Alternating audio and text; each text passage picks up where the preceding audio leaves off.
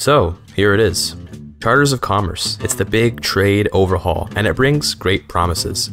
We've got several new mechanics like treaties and company charters, alongside a couple small changes to how military access works and some front-splitting changes, among other minor things. The big question is though, of course, is this DLC good? The answer in my opinion is yes. This DLC has clearly laid out a goal and succeeds quite well in accomplishing it. Where it missteps is just things like bugs and balance. That's to be expected for any new DLC, especially with Victoria 3. It is what it is, but barring the bugs, the design philosophy and execution here is excellent. I'm going to use this review as an opportunity to explain some of the best and worst of the DLC alongside some changes I'd have made if I were designing it. It's important to note that pretty much all of my playtime has been on the early access patch of the game that Paradox let me play. Thank you, Paradox. And on account of that, what I played is subject to change. From what I understand, several outstanding bugs have been patched for release, but there are still some in the release version which are planned to be fixed with a post-release patch. So first, let's talk about what I like in this DLC. The list is long, so get ready for the rare positive tirade about Victoria 3. Victoria 3 has always been a game of seeming complexity that was actually very simple. The economy was difficult to understand, but once you understood it, there wasn't much to really grasp at. Essentially, you just make coal, iron, and tools to make a construction industry, and then start adding in steel, rails, engines, and whatever other goods you need as you went. Trade was a non-entity, since yes, you could trade, but the total quantities of pretty much every trade route were so horribly low that it didn't matter for anything beyond maybe preventing a shortage. Trade was also finicky, as nations could easily cancel them for dumb reasons, and civil wars completely ruined trade anytime that they happened. Charters of Commerce seeks to remedy this with its total overhaul of how trade and the market work in general. We've now got the world market as an intermediary between your market and everyone else's, which acts as a way to keep trade more consistent. If one country suddenly loses demand for a good and stops buying from the world market, it's not going to completely end your trade. Instead, the equilibrium in the world market will change, and your trade routes will adjust appropriately over time. Anyway, trade in general has become mostly autonomous in the best kind of way. You no longer make the routes, but you still build the trade centers, which means you determine how much trade you're doing by moderating how many trade centers get built, but you don't have to actually click through each and every good and make trade routes for them with each and every market. Paradox hit the nail on the head with this one, as they focused on the macro strategy instead of the micro.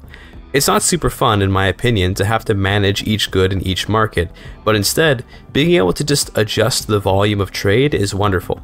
At the same time, your micro control over trade has not been lost, because we can use embargoes, tariffs, and subventions to influence trade, again, without needing to manage ridiculous trade routes that always break.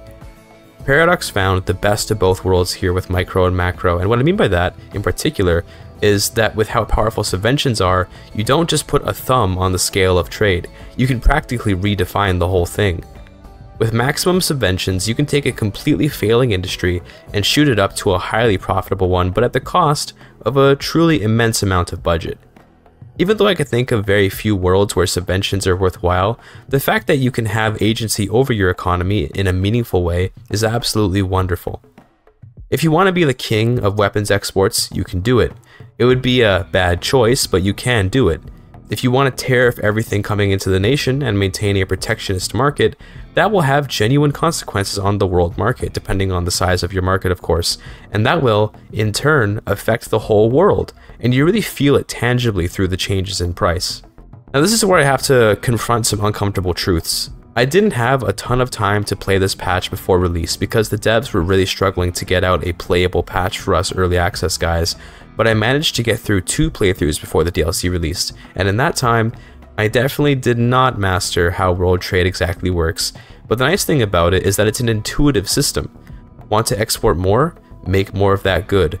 You can really dive into the exact numbers, but you don't need to in order to interact with the system. The complexification of the economy of Victoria 3 sounds derogatory, because complexity might be seen as superfluous, but instead, it's that we actually have options now. We have legitimate choice in how to play the game, and no longer are slaves to meta. Again, to be clear, there's still very much a defined meta, but you can always choose to not follow it and still build a working economy on it. Beyond that, trade deals between nations still exist, but that's more to do with treaties, so I won't spend too much time on it. Getting goods from another market right into yours is still possible, and at times can even be a good idea if you want to tie a nation closer to yours through trade, like in old Victoria 3 patches, but it's certainly of limited use compared to the world market trade. Anyway, that's just world markets and trade, but the economy has been expanded even more with companies. That being said, companies are not super different from their old system. The once faceless corporate entities that made up companies in Victoria 3 have been replaced with something much more personable. First off, companies have an executive that runs the company, and their personality has an influence on the company operations, albeit to a very limited extent. An extremely limited extent. A basically non-existent extent. Executives also influence the clout of the interest groups they belong to, but again, to such a small extent that it really doesn't matter. What I like from companies is the prestige goods and the charters. Charters are a much smaller contribution than I'd have expected, but they do unlock some new ways to play, alongside making you pick and choose which companies you want to uplift, given that you don't get nearly enough company charters to give every company everything you'd want. The regional HQ charter makes foreign investment much more useful than it was before, not that it wasn't useful before, but that now you can truly get a sense of your company taking over another country's industries. It's very cool to see. Another excellent charter is the Trade Charter, which allows your companies to construct trade centers, effectively allowing you to even further autonomize your trade if you so desire. Those trade centers help your companies stay profitable and also help you keep your trade capacity at a good equilibrium, but they can also result in you perhaps exporting or importing more than you desire to for whatever reason. Beyond that, there are monopolies and additional industries that you can give to companies. I love both of these things. Monopolies I like for a reason you might not expect, and that's that they indirectly nerf laissez-faire, which at least somewhat frees you from the grip of laissez-faire. Monopolies are fairly useful and help keep your companies in power and keep prices high, which is generally good for the GDP, but laissez-faire disables monopolies. Laissez-faire is still quite good, but it's no longer the correct option always. Agrarianism still sucks though for sure, and in fact is even weaker now because of how much companies have stepped up in the game. Companies always use capitalists as their owning class, and agrarianism debuffs capitalists. That aside, I enjoy how companies have shaken up the meta for at least a little bit, and how companies create a sense of identity for themselves via the executives and their prestige goods. Not all companies can produce prestige goods, but the ones that do help provide a unique sense of ownership for your nation. My nation produces pure opium, not peasant opium like yours, and although prestige goods don't totally change the game, nor they do anything too huge for it, I'm telling you, that sense of pride, ownership, and roleplay that comes with your own set of unique prestige goods is really nice. I'll have more to say about companies when we start talking about some critiques, but for now, I want to talk about some things which aren't necessarily bad, but which have sort of fallen short of what I'd have wanted, or which are very buggy and I'm hoping will be fixed. That includes the much-touted treaty system, which unfortunately is currently held back by significant bugs and exploitability. There are now many more options you have with regards to agreements with other countries. Those options are nice to have, and you can even name your treaties, which is a nice little addition that goes a long way for putting a little smile on my face, but it comes with the unfortunate problem of just being really imbalanced. The AI loves to take on your debt, and it loves to give away investment rights. The AI loves to offer you things in return for putting no tariffs on stuff that you had no plan of tariffing, and just in general seems to have a very poor sense of weighting with regards to treaties. They don't make counteroffers, they suddenly leave treaties, and some treaty terms just don't really work right, such as a power block embassy becoming a contravention if you join the power block. A contravention is when you violate the treaty, and it severely harms relations and disables the other side's treaty terms. If I made an agreement that Britain would pay me 10k to have an embassy, and then I joined their power block, they'll stop paying me 10k and lose relations with me because I'm breaking the terms of the agreement, but my brother in Christ, I joined your power block, that's the whole point of the embassy. Regardless, this sort of thing is something I imagine will be ironed out as patches come to fix bugs, rebalance the AI's decision making, and just sort of take into account the community's input on things that don't feel right. It still is a problem, but one which I think we all understand is a temporary issue. Nonetheless, I'll be taking it into account for the purpose of the review. Treaties were much worse on early access, but have been improved for the release patch, so there's that at least. In terms of what treaties are trying to do, I really like them because it creates a world where there are more agreements than merely blank check obligations. I can make an agreement where Russia gives me military support in return for money, or I can directly buy artillery from Prussia, not necessarily with money, but by giving them foreign investment rights maybe. I like that treaties are things you can choose to violate. If you have something like a promise to enact or keep a law, you can indeed violate the treaty and not do that, which will make the treaty eventually break and harm relations with your treaty partner. I appreciate that because I'd have been upset if treaties truly forced their terms on you. What I want to see in the future are even more dynamic treaties, in the sense of maybe agreeing to go to war against a common opponent, which I suppose is an alliance, but something more opportunistic. Something like, I'll give you 1,000 guns to join my war, sort of thing, since we already have swaying via bankrolls, but what about sways with other sorts of treaties? All that's holding back treaties right now is bugginess, as I said, but it's a bit deeper than that. Treaties just aren't that creative, it feels. You can certainly do way more than you ever could do in the past, but it feels like it's just not quite enough maybe. But that thought might be explicitly because the balance behind AI treaty acceptance is out of whack. But I think ultimately, it's hard to complain about a mechanic that so strongly increases the ability to do diplomacy. But right now, the AI doesn't really try to renegotiate treaties. They agree to it or don't, and then you offer a new treaty, maybe, but you won't see them counter-offer you. Maybe that sort of functionality will come in the future. For now, it's an interesting situation where this level of bare-bones diplomacy is only impressive because of how destitute diplomacy was before. Like, if we were to compare the new treaty system to many other strategy games with diplomacy in them, we'd call Victoria 3 rudimentary for sure, while the old diplomacy system in Vic 3 would be downright unacceptable in other games' context. Beyond that, that's pretty much what you're getting with the DLC. From what I understand, some treaty terms are part of the free update, but many of them are part of the DLC. I don't actually know for sure, but I usually just review the DLC and free update as one package anyway, so whatever. In terms of other minor additions to the game, there isn't too much to go over, but there have been some military changes. Front splitting has been slightly fixed, but not perfected. You can still expect the occasional nightmare front split, but it's been significantly helped by the fact that fronts mostly merge together. I don't know exactly what situations cause there to be new fronts now, but there tend to be fewer fronts in general. Naval invasions have also been changed a bit, as now, when a naval landing arrives, they don't just attack everyone in the HQ. Instead, they form a new mini-front, and units must be placed on that front to fight specifically in the naval landing battle. The AI still leaves units in its HQs though, acting as if naval invasions still attack them like they used to. So that's a bit of a flub on the AI's part, and means all naval invasions will be a bit easier in the patch until that gets fixed.